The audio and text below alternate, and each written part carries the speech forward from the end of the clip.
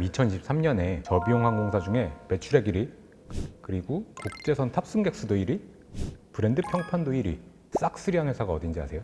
티웨이 워치네요? TA? 바로 제주항공입니다. 아, 제주항공이에요? 만년 3위에서 2위로 팍 치고 올라온 다코스가 있겠네요. 제주항공의 1위 자리를 넘본 항공사가 방금 말씀하신 티웨이입니다. 아, 얼추 맞췄네요, 그래도? 물론 2위로 치고 올라오긴 했는데요. 아직 제주항공을 따라가려면 조금 한참 남았다고 보여집니다. 매출액 기준으로는 제주항공이 한 1조 7천억 원 정도 이번에 달성하셨고요. 티웨이항공은 1조 3,500억 정도. 아직은 조금 체급 차이가 나는 편이에요. 국제선 여객수 기준으로 봐도 제주항공은 730만 명, 그리고 티웨이항공은 540만 명 정도 됩니다. 아, 1위랑 2위랑 그래도 차이가 좀 나네요. 그럼 3위는 혹시? 3위는 진에어예요. 근데 진에어랑 티웨이는 그 매출액이랑 여객수 성적표가 좀 비슷한 편이에요. 좀 왔다 갔다 한다고 보셔도 되고요. 그 다음은 이제 에어 부산, 또 에어 서울, 뭐 여기부터는 이제 좀 격차가 나기 시작을 해요. 그래서 뭐 1등, 2등, 3등 정도가 비슷한 회사고, 진에어랑 티웨이는 좀 왔다 갔다 한다 정도로 생각하시면 될 것 같습니다. 그러면 이게 저가항공사라는 게 그 소위 말하는 대형항공사하고는 어떤 차이점이 있을까요? 우선 저비용 항공사, 그러니까 영어로는 로우 코스트 캐리어,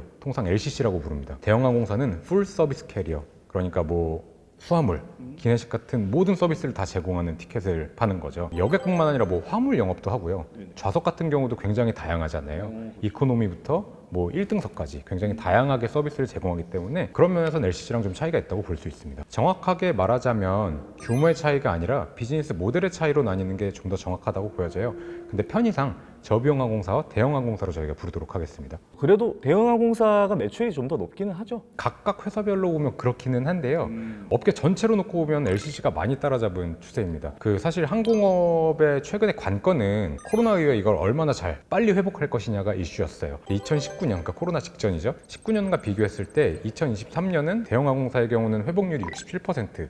아직은 좀 미진한 편이에요. 근데 LCC의 회복률은 97%나 되고요. 거의 다 온 겁니다. 그러네요. 거의 다 온 거고, 티웨이 같은 경우는 국제선 여객 회복률이 110%가 더 타고 있어요. 넘어서 버렸네요. 이미 넘어섰습니다. 네. FSC랑 LCC의 그 총 승객수 분포 비율을 보더라도요. 2019년에는 FSC가 뭐 LCC보다 좀 더 많았죠. 한 55대 45%, 그 비율로 탔었는데 23년은 이게 엎어졌습니다. 그 대형 항공사는 한 48% 정도 여객이 타고 52%가 오히려 LCC. 가격 경쟁력을 기반으로 이제 코로나 이후에 이제 중단거리 노선들을 굉장히 확장하는 행보를 보였거든요. 그러면서 LCC를 찾는 여행객들이 급증하기 시작을 했습니다. 그러면은 LCC 찾는 승객들이 이제 100명 중에 한 몇 명 정도 되는 거라고 봐야 되는 거예요? 생각보다 많아요. 그 국제선 여객수 기준으로 점유율을 저희가 좀 살펴볼까 하는데요. 일단 한국 기준으로 국제선 승객이 100명이면 69명 정도는 이제 한국 항공사를 탑니다. 예. 근데 거기에서 대형 항공사를 이용하는 건 34명, 저비용 항공사 LCC를 이용하는 승객수는 35명, 그리고 LCC 중에서 제주항공을 타는 사람은 11명,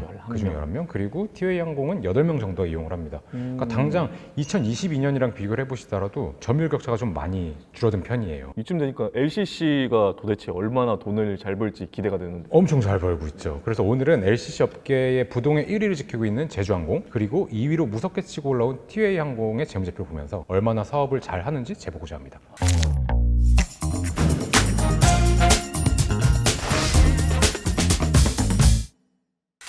본격적인 재무제표 비교에 앞서서요, 항공회사들의 재무제표에서 좀 주목할 만한 계정들을 살펴보려고 해요. 그 자산부채 쪽에서 좀 재밌는 계정들이 있는데요. 바로 계약부채, 리스부채, 그리고 충당부채입니다. 진행자님 혹시 계약부채가 뭔지 아시나요? 고객한테 이제 재화 용역 그런 것들을 이전하기 전에 받는 대가 뭐 이런 것 뜻하는 거 아닌가요? 맞습니다. 여기 표 한번 보시면서 네네. 제가 설명드릴 텐데, 제주항공이랑 티웨이항공의 그 23년 말 부채 가액이 전체로 놓고 보면 1.6조 그리고 1.1조예요. 굉장히 큰 금액인데요. 여기에서 계약부채 또는 이제 선수금이라고 분류된 금액이 제주항공은 2,900억 정도, 티웨이는 2,100억이거든요. 전체 부채에서 한 18%, 19% 정도 차지하는 되게 어마어마한 금액이에요. 쉽게 말씀드리면 이게 뭐냐면요, 작년 말에 우리가 미리 끊어놓은 티켓, 미리 끊어놓은 티켓. 비행기 티켓입니다. 네네. 그러니까 올해 휴가 티켓들이 지금 다 여기에 포함된 수치인 거죠.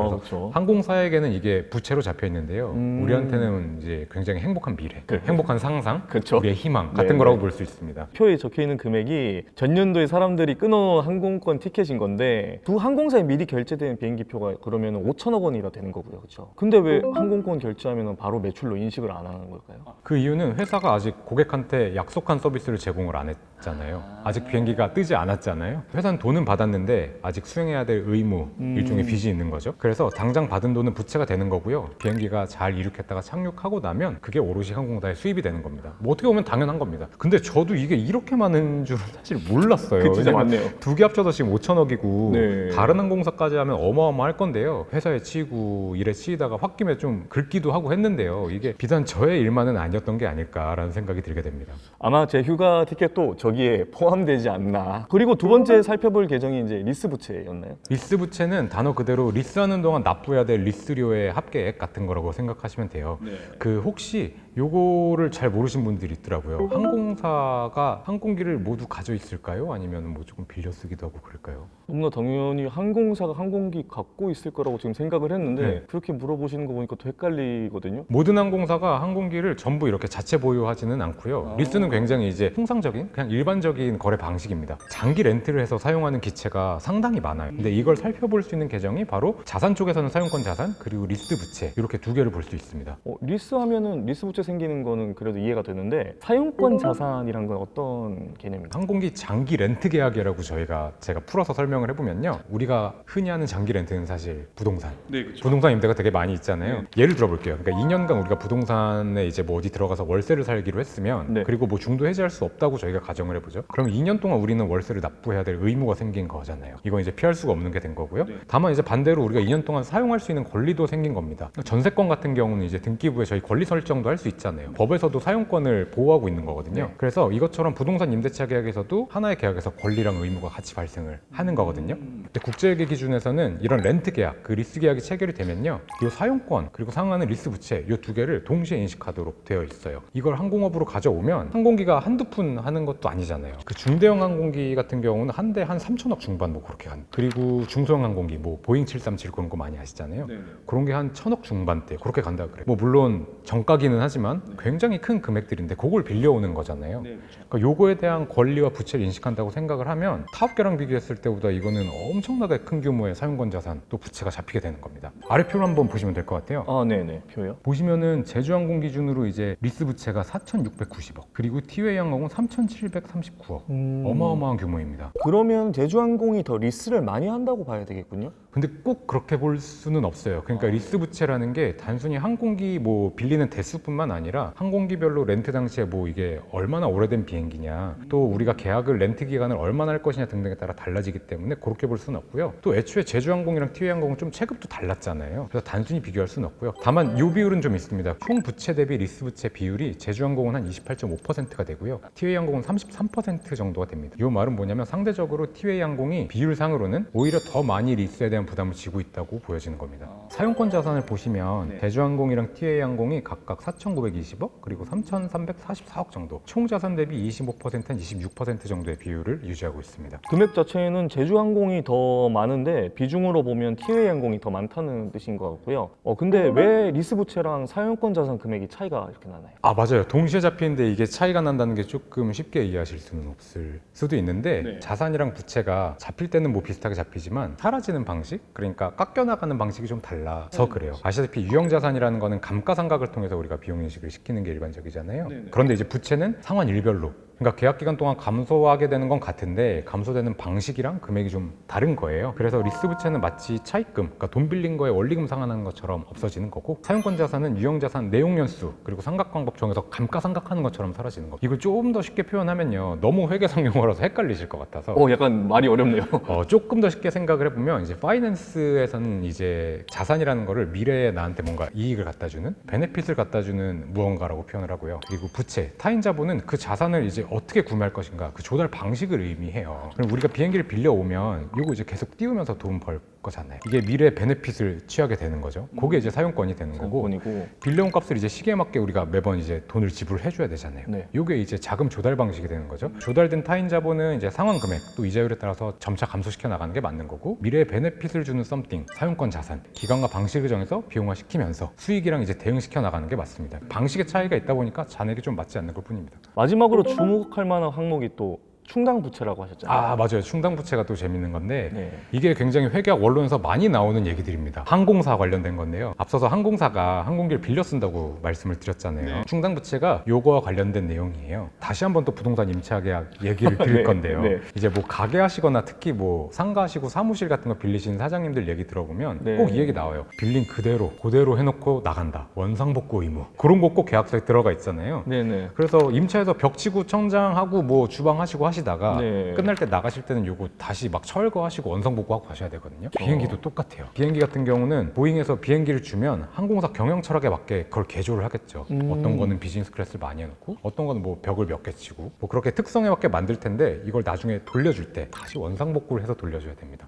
그 의무에 대해서 잡아놓은 게 충당부채고요. 뿐만 아니라 좀 더 특이한 건 정비 의무도 저희가 충당부채로 미리 잡아요. 왜냐하면 항공기는 아무래도 그 안전이 가장 중요한 자산이잖아요. 법에서 정한 정비 의무들이 굉장히 많단 말이죠. 그래서 그거에 대해서도 렌트 기간 동안 수행할 의무에 대해서 미리 충당부채를 잡아놓도록 회계처리 기준이 정하고 있습니다. 한번 표로 보시면서 금액을 확인해 볼까요? 아, 네. 금액 어마어마한 것 같은데요, 이거. 제주항공이 보니까 3,237억 원, TA항공이 3,746억 원 충당부채 있네요. 이건 그러면 티웨이가 더 리스를 많이 해서 그런 금액이 더 큰 거겠죠? 맞습니다. 이제 제주항공의 총부채 20%, TA항공의 총부채 33% 정도에 해당되는 금액이니까 규모만 봐도 정말 엄청난 것 같습니다. 지금 살펴본 부채가 총 3개였어요. 계약부채, 우리 항공권, 리스부채, 충당부채 이렇게 3개. 항공사 부채의 주요 구성 항목이자 또 특이한 개정 항목입니다. 이걸 다 합치면 제주항공은 1조가 넘고요. TA항공도 거의 1조에 육박합니다. 9,600억 정도 되기 때문에. 그래서 일반적으로 타업종에서 이 정도로 큰 금액이 나오지는 않거든요. 그렇죠. 조단인데요, 이거. 그러니까요. 네. 항공업계만의 좀 특수한 부채 구조라고 보시면 될 것 같습니다.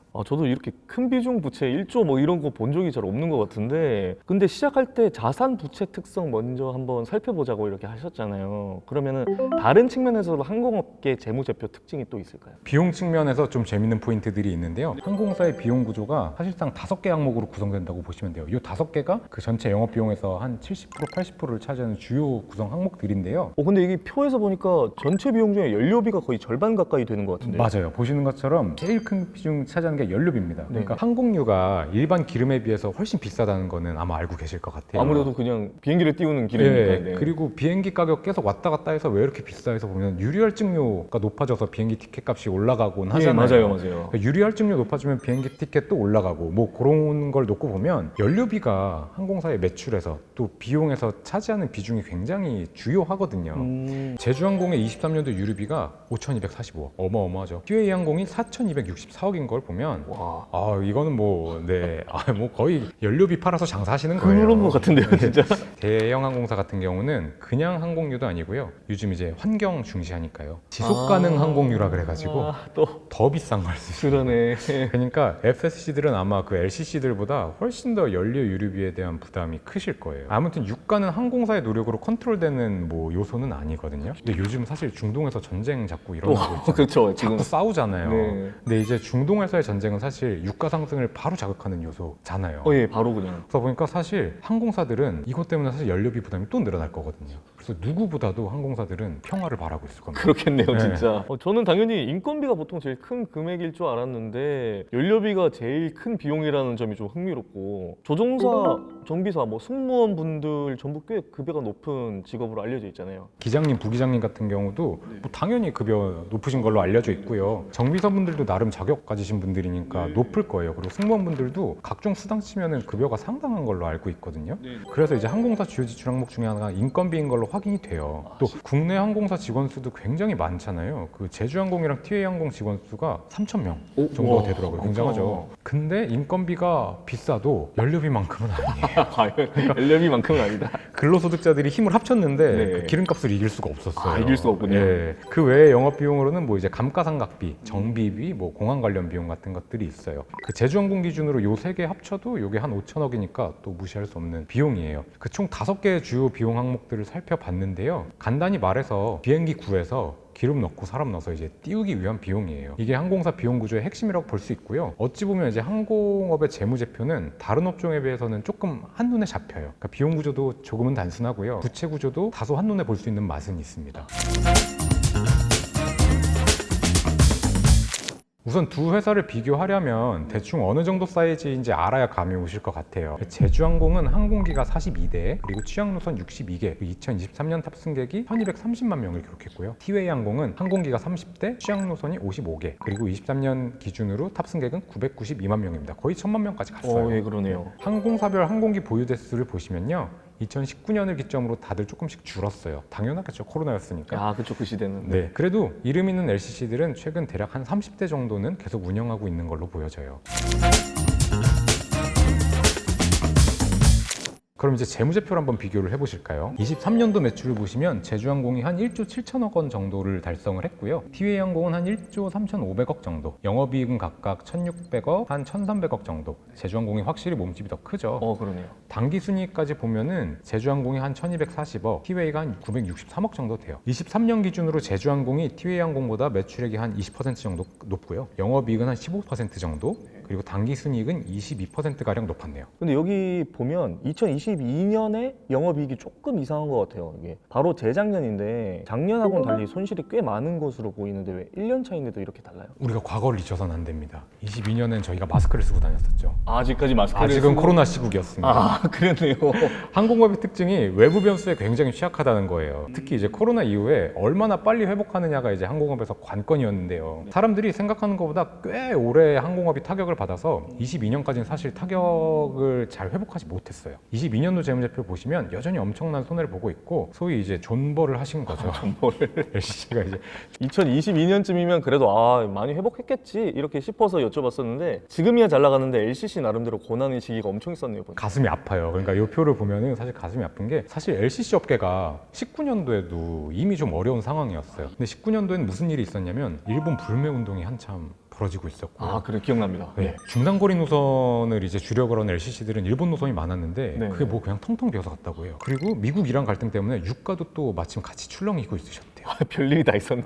그래서 근데 19년이 지나가면 괜찮아지겠지라고 하고 있었는데 19년도 말에 어림없지 코로나가 시작이 돼서 지하를 뚫고 들어가기 시작을 합니다. 희망이 없는 네. 하루하루를 살아갔던 거죠. 이 시기를 좀 자세히 보시면요, 보이세요? 이게 인고의 세월을 버티신 거거든요. 제가 손실난 걸 다 빨간색으로 표현했는데 그러니까 뭐 뻘건데? 완전? 거의 피바다예요. 진짜 고생하신 겁니다. 이거는 수치로 제가 정리 드리면 제주항공은 20년에서 22년까지 3년 동안 8,200억 영업 손실, 어마어마하죠. 그리고 7,439억의 단기 순손실을 냈습니다. 누적으로요. 티웨이항공은 4,200억대 영업 손실, 그리고 4,100억 원대의 단기 순손실. 야, 완전 이거 뻘건데 바닥인 줄 알았는데 지하실이 있었다 뭐 이런 말씀인데 이렇게 손실이 큰데 대체 어떻게 버틴 거죠 이게? 그러니까 누적된 손실을 이제 만회를 해야 되는데 만회할 수 있는 수단이 마땅치가 않았잖아요. 이 두 회사는 3년 동안 대규모 유상증자를 했습니다. 제주항공은 3년 동안 5,700억, 그리고 티웨이항공은 2,650억 정도 유상증자를 진행을 했죠. 유상증자의 개념을 좀 설명을 드리면요, 네. 주식회사의 주인은 주주잖아요. 그쵸. 그리고 주주가 기업에게 이제 태운 돈을 간단하게 자본금이라고 표현을 할게요. 은행 차입금이랑은 다르게 회사가 의무적으로 이 돈에 대해서 상환할 의무는 없는 거거든요. 말 그대로 회사의 지분을 돈 받고 더 발행을 하는 겁니다. 그러니까 차입금이 남한테 갚아야 될 돈이라면 유상증자는 이제 부모님의 지원 같은 겁니다. 그러니까 당장 갚으란 말씀도 없으시고 너 잘 되라고 준 돈이다, 너가 커서 나중에 보답해라 해서 주신 돈이에요. 근데 새끼 당장 공경에 처했는데 잘 헤쳐나가라고 주신 돈이거든요. 유상증자는 회사의 지분권을 의미하는 거지 뭐 당장 상환해야 되는 돈을 의미하는 건 아닙니다. 그래서 이자를 납부할 이유도 없고 상환할 이유도 없고 그런 돈이다 보니까 코로나 시국처럼 어려울 때 큰 힘이 되는 수혈 방식이었죠. 근데 이제 부모님의 청구서는 언제 나온다? 자식이 잘 되고 나면. 언젠가 잘 되고 나면. 잘 되고 나면 나옵니다. 그래서 이제 잘 되고 나면 이제 보일러도 고장났다, 뭐 차도 좀 바꿔야겠다, 뭐 요즘 장판이 뭐가 새로 나왔는데 바꿔야겠다, 안마의자가 뭐가 나왔다. 맞습니다. 그런 것들을 하시잖아요. 그러니까 주주의 배당은 회사가 잘 돼서 이익이 있어야 하게 되는 거거든요. 아무튼 두 회사는 이 유상증자액으로 영업에서 발생하는 그 마이너스 현금 흐름들을 방어를 했어요. 그리고 유상증자를 한 우리 부모님들, 주주들은 어떻게 되셨을까요? 22년 11월에 진행된 제주항공의 유상증자, 이때 주식 발행가액이 7,980원이었는데요. 23년에 본격적으로 저희가 코로나 시국에서 회복을 했잖아요. 23년 2월에 주가가 17,000원이었어요. 오, 그러면 엄청 올랐는데? 맞습니다. 티웨이항공은 22년 2월에 유상증자할 때 발행가액이 2,400원 정도였는데 23년 3월 가서 3,600원을 넘었어요. 이것도 올랐네요. 그러니까 자식들이 잘 됐어요. 자식이 공경을 탈출하고 빛을 보게 되면서 이제 여러 부모님들이 이렇게 많이 흐뭇하셨죠. 그렇기 때문에 이제 또 지금의 제주항공과 TA항공으로 다시 성장을 할 수 있게 된 거죠, 그죠? 맞습니다. 코로나 시국은 지나갔고요. 사람들은 다시 여행을 떠나기 시작을 했죠. 당장 매출뿐만 아니라 두 항공사가 생산할 수 있는 생산 캐파 자체도 이제 정상화가 됐거든요. 항공사가 얼만큼을 실어 나를 수 있는지를 보여주는 생산 능력, 그리고 얼만큼을 실어 날랐는지를 보여주는 게 생산 실적인데요. 이게 다 사업 복서에 공시가 됩니다. 그래서 21년도 이후에 두 회사의 생산 능력 또 생산 실적이 어떻게 되는지를 보면 모두 성장한 걸로 보여져요. 재밌는 점은 전체 여객에 대한 생산 능력이랑 실적은 늘었는데요. 23년도에 국내선에 대한 생산 능력은 오히려 줄어들었어요. 코로나 시국에 여행객들이 다 해외를 못 나가시니까 네. 제주도로 몰렸거든요. 아, 제주도로. 당시 생각해보시면 비행기 값 너무 비싸고 맞아요. 예약하기 어렵다는 말 많았잖아요. 그러다가 해외여행이 풀리고 나서 이제 제주도 가기는 편해지겠구나 했는데 여전히 제주도 가기가 어렵다는 말씀들을 많이 하셨어요. 그게 왜 그랬냐면 항공사들이 국내선 항공편수 줄여서 그 비행기를 이제 해외에 투입을 하셨기 때문입니다. 아, 항공기가 줄여가지고 외국으로. 아무래도 이제 같은 비행기 띄우는 건데 국제선이 수익성이 좀 더 좋잖아요. 비싼 가격 받을 수 있고 좀 더 돈이 되는 국제선에 이제 비중을 두는 게 항공사들에게 당연히 도움이 됐겠죠. LCC가 2023년 최대 호황 기록하면서 FSC를 위협할 정도로 성장했다는 기사도 나오고 있고요. 그러면 회계사님은 앞으로도 이 LCC가 계속 승승장구할 거라고 이렇게 보시나요? 저는 되게 좋게 전망하고 있습니다. 요즘 불경기인데 물가까지 상승하고 있는 추세잖아요. 근데 다만 해외여행 자체는 이제 트렌드가 됐기 때문에 뭐 불경기라고 해외여행 자체를 안 가시진 않을 거예요. 허리띠를 졸라매서 좀 저렴하게 가려고 노력을 하시겠죠. 특히 대한민국 사람들 해외여행 그 수치가 엄청 높다고 세계적으로도. 네. 그래서 가성비 여행 떠나려는 고객들은 다 LCC를 이용할 확률이 높고요. 또 국내 여행지 바가지 요금도 사회적 이슈가 되기도 했고요. 또 유류할증료 때문에 요금 자체가 너무 올라서 대형 항공사 타기 부담스러워하시는 분들 많단 말이에요. 그래서 LCC가 이런 시국에 대중들한테 되게 매력적인 운송 수단으로 어필하게 될 것으로 보여집니다. 그럼 제주항공하고 티웨이항공이 각각 1, 2위 기업인데 취할 향후 전략이라는 이런 것들은 무엇일까요? 이게 조금 달라요. 이게 좀 재밌는 부분인데요. 제주항공 같은 경우는 이런 시국에 기존 전략을 강화하는 전략을 취하셨어요. 그러니까 뭐냐면 중단거리 노선을 증편한다고 합니다. 이미 내가 1등하고 있는 노선, 이미 내가 잘하고 있는 노선을 더 강화하겠다는 거예요. 티웨이항공도 물론 중단거리 노선을 잘하고 있지만 조금 다른 차별화 전략을 썼어요. 중장거리 노선에 좀 집중을 하시겠다는 얘기들이 나와요. 다른 LCC들이 없는 소위 블루오션인 노선으로 가서 합리적인 서비스랑 저렴한 가격으로 승부를 보겠다는 거예요. 아, 그러면 이제 당연히 변하고 던지겠다는 이 말인 것 같아요. 그렇죠. 네. 저는 이 전략도 너무 훌륭하다고 생각을 해요. 추격자가 취할 수 있는 되게 탁월한 전략이 아닐까 싶어요. 그리고 요즘 같은 불경기에 대형 항공사 타고 이제 장거리 운송 가시면 돈 많이 깨지시거든요. 거기에 가가지고 저렴하게 승부할 수 있는 티켓을 우리한테 판매하신다면 아마 풀부킹으로 계속 가시지 않을까 싶습니다. 오늘은 두 LCC 회사 재무제표를 비교를 해보면서 앞으로 저가항공사 보면 좀 더 다른 시각으로 바라보게 될 것 같고요. 다음에도 저희는 더 좋은 기업 한번 조사해서 재보도록 하겠습니다. 인사드리겠습니다. 그럼 안녕!